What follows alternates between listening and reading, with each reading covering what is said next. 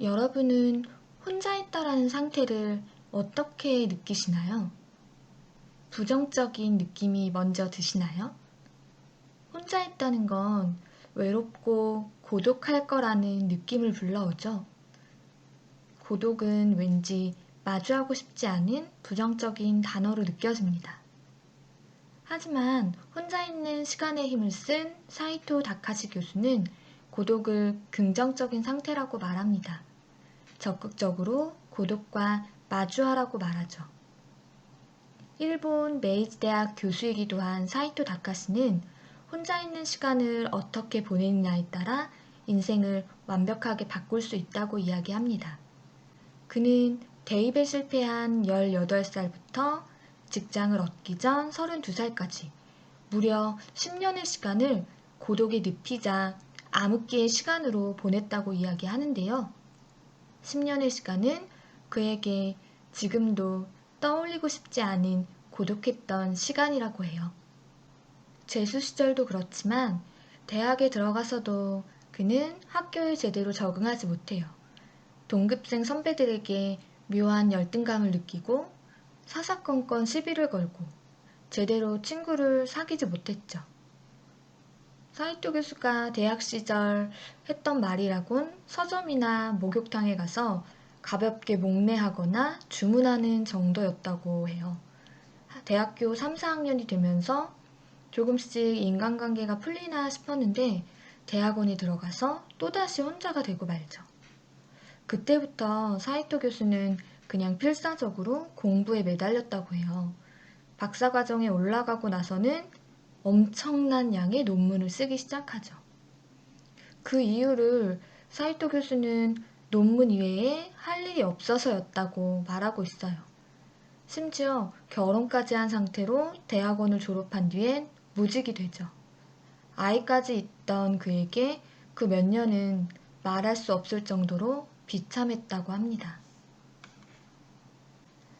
이렇게만 보면 실패한 인생이 분명한 것 같아 보이지만 그는 1년에 30권 이상의 책을 내고 강연과 수업, 방송 출연으로 바쁜 나날을 보내고 있는데요. 사이토 다카시 교수의 삶의 변화는 고독과 당당하게 맞서 스스로를 단련했기 때문입니다. 혼자 있다라는 상태는 부정적이지도 긍정적이지도 않는 중립적인 상태를 의미합니다. 혼자 있다라는 사실을 내가 어떻게 받아들이는지 내 반응이 중요할 뿐이죠. 고독과 당당하게 맞설 수 있는 용기는 어디에서 오는 걸까요? 고독을 다루는 사이토 다카시 교수의 기술은 어떤 걸까요? 지금부터 혼자 있는 시간의 힘, 책 속에 담긴 그 기술을 살펴보겠습니다. 사람들이 혼자 있는 것을 두려워하는 이유는 세상에 나 혼자만 그런 것 같은 착각에 빠지기 때문입니다.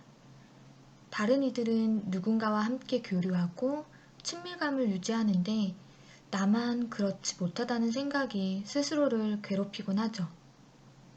친구가 없다고 하면 사람들은 대부분 나를 이상한 사람으로 생각할 거야.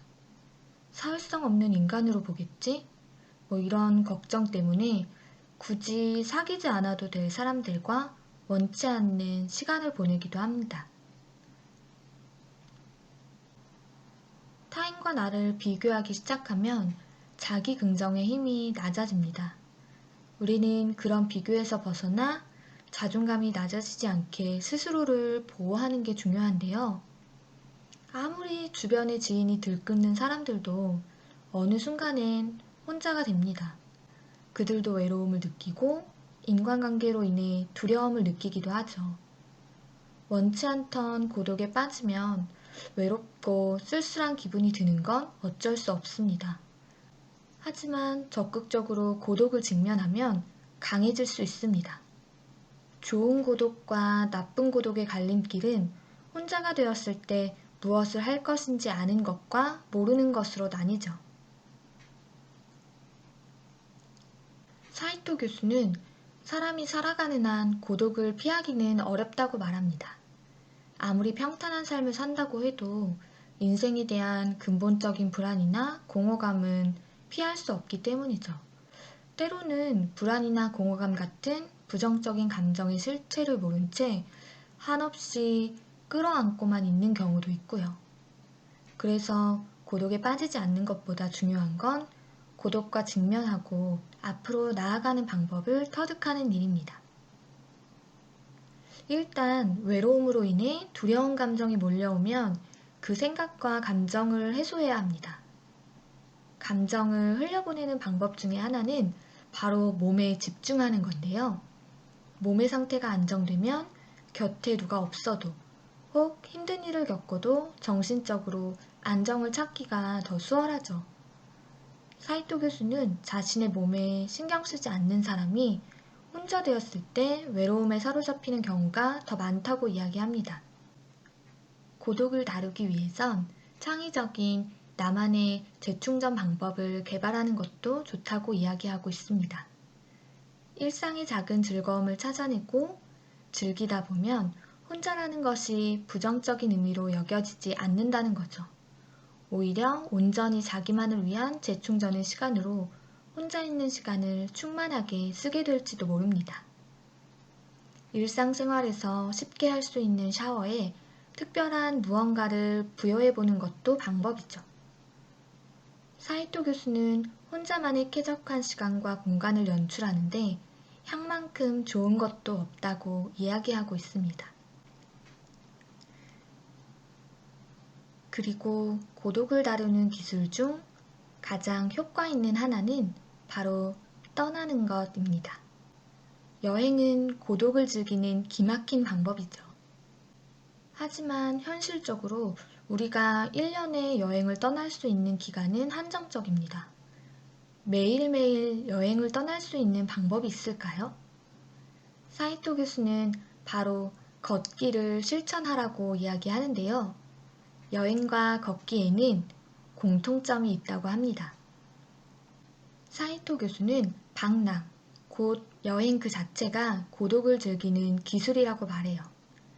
마음이 한 곳에 머물면 상태가 악화되죠. 하지만 걸으면 주변의 풍경이 바뀌고 그런 흐름에 몸을 맡기면 마음도 흘러갑니다. 계속 걷다 보면 잡념이 사라지고 몸과 마음이 가벼워집니다. 내 주변의 풍경을 바꾸고 그 풍경에 마음을 흘려보내는 것. 걷기와 여행의 공통점은 여기에 있죠. 사이토 교수는 이것이 외롭고 우울하다고 집에만 틀어박혀 있지 말아야 할 이유라고 말하고 있어요.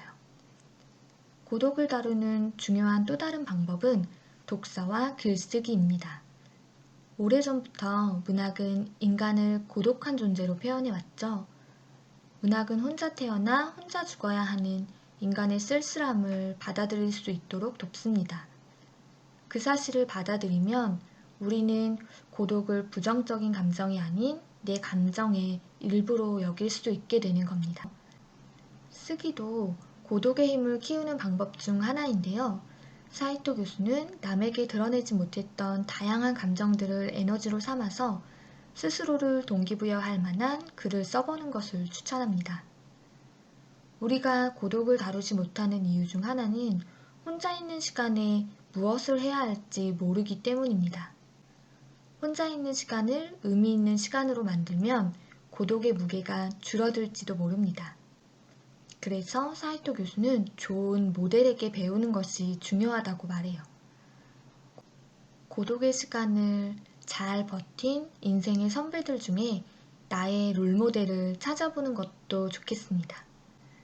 꽃고독의 김민식 PD님을 아시나요?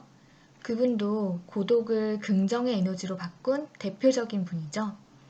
한 가지 분명한 건 고독한 사람들은 고독한 시간에 책을 읽었다는 겁니다. 사이토 교수가 고독의 시간에 자신의 실력을 키우는 방법으로 제시하는 건 무엇을 할지 정한 다음에 한 번에 하자는 것입니다. 우리가 고독의 시간을 잘 버티는 것도 중요하지만 그 고독의 시간에 우리를 성숙하게 만드는 방법을 아는 것도 중요하겠죠. 실력을 비약적으로 늘리려면 3개월이나 6개월 정도 몰아서 침잠해야 한다고 말합니다. 예를 들어 이번 3개월 동안에는 고전만 읽자. 1년에 영화 200편 정도는 보자. 달리는 습관을 들이자. 재즈나 클래식 음악의 세계에 푹 빠져보자. 이렇게 정한 일에 집중하면 눈에 띄는 성장을 하게 될 거라는 겁니다. 인생을 살다 보면 예기치 않은 순간에 빨간 신호등이 들어올 때가 있습니다. 사람들에게 오해를 받아 멀어지기도 하고, 몸이 아파 일을 할 수 없게 되기도 하고, 취직에 실패하거나 사랑하는 연인과 헤어질 수도 있죠. 그럴 때면 우리의 마음은 파도가 됩니다. 고독의 파도를 능숙하게까지는 아니어도 파도에 잠식당하지 않을 만큼의 힘을 유지할 수 있다면 멈춤의 시간을 성장의 시간으로 바꿀 수도 있을 겁니다. 성장을 위해 몰입하려면 고독을 다룰 줄 알아야 합니다. 혼자 있는 시간을 즐긴다는 건 사교성이나 사회성이 없다는 말이 아닙니다. 혼자 있는 시간을 잘 보낸다는 건 자신의 세계에 침잠하여 자아를 확립한 후에 다른 사람들과 유연하게 관계를 맺고 감정을 자유롭게 교환할 수 있는 상태라고 합니다. 물론 사이토 교수도 일정 시간 동안 스스로 고독과 사귀고 혼자 있는 외로움을 견딜 수 있을 만큼 정신력을 키우려면 지지해주는 존재가 필요하다고 말합니다.